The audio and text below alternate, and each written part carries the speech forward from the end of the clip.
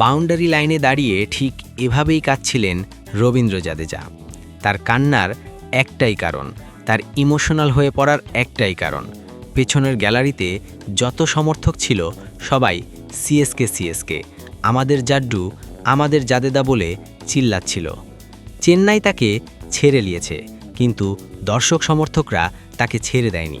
তাই প্রথম ওভারে বোলিং করতে এসে 2 উইকেট পেলেও চেন্নাইয়ের জন্য যে তার মায়া ছিল, চেন্নাইয়ের জন্য যে তিনি এখনও আবেগী, সেটা তার চোখে মুখে স্পষ্ট ছিল।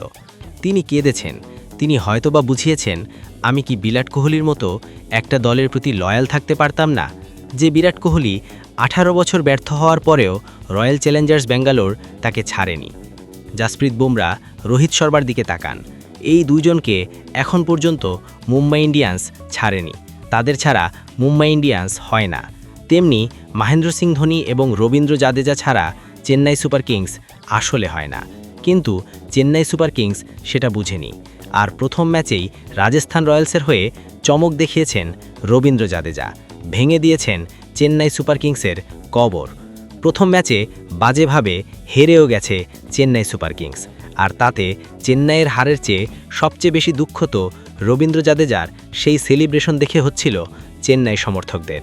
রবীন্দ্র জাদেজা চেন্নাইয়ের বিপক্ষে বোলিং করতে এসে প্রথম ওভারেই 2 উইকেট তুলে নিয়েছেন, তাও সেই 2 উইকেট হচ্ছে সারাফারাজ খান এবং শিবম দুবের মতো বিধ্বংসী ব্যাটসম্যানের। এরপর জাদেজা যে আগ্রাসনের সাথে সেলিব্রেশন করেছিল না, একেবারে হৃদয় ভেঙে গেছে সমর্থকদের। আর চেন্নাই সমর্থকদের মনে পড়েছিল, এটাই তো আমাদের জাড্ডু। সত্যি চেন্নাই তার সাথে অন্যায় করেছে।